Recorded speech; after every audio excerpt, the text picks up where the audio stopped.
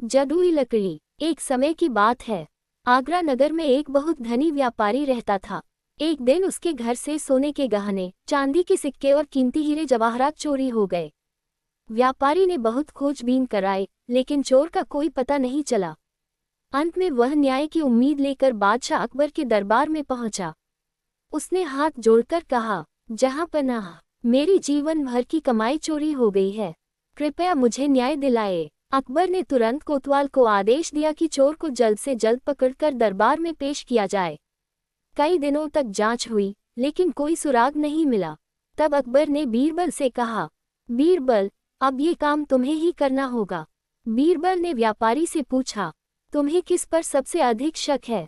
व्यापारी बोला, महाराज, मेरे घर में काम करने वाले 4 नौकरों पर शक है। चोरी वाले दिन वही घर में मौजूद थे।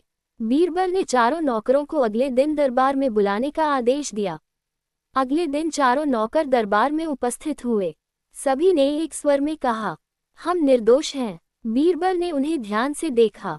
किसी के चेहरे से सच का पता नहीं चल रहा था। तब उन्होंने अपने सेवक से 4 बराबर लंबाई की लकड़ियां मंगवाईं।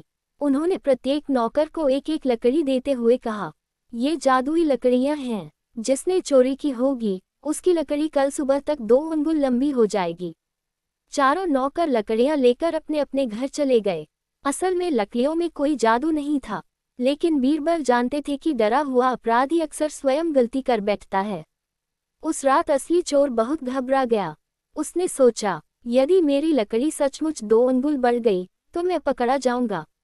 डर के कारण उसने अपनी लकड़ी के 2 अंगुल काट दिए, ताकि यदि वह बढ़े भी तो पहले जैसी ही लगे। बाकी 3 नौकर निश्चिंत होकर सो गए।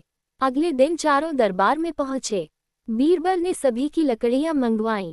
उन्होंने देखा कि 3 लकड़ियां बराबर थीं, लेकिन एक लकड़ी 2 अंगुल छोटी थी। बीरबल मुस्कुराए और बोले, चोर यही है। नौकर घबरा गया। अकबर ने पूछा, तुम्हें कैसे पता चला? बीरबल बोले, महाराज, लकड़ियां जादुई नहीं थीं, लेकिन असली चोर डर गया और उसने अपनी लकड़ी 2 अंगुल काट दी, ताकि बढ़ने पर पकड़ा न जाए।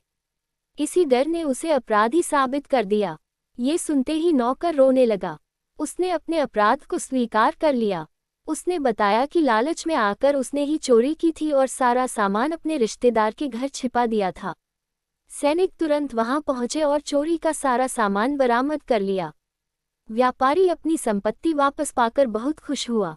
अकबर ने चोर को उचित दंड दिया और बीरबल की बुद्धिमानी की प्रशंसा करते हुए कहा, बीरबल, तलवार जहां असफल हो जाती है, वहां तुम्हारी बुद्धि काम कर जाती है।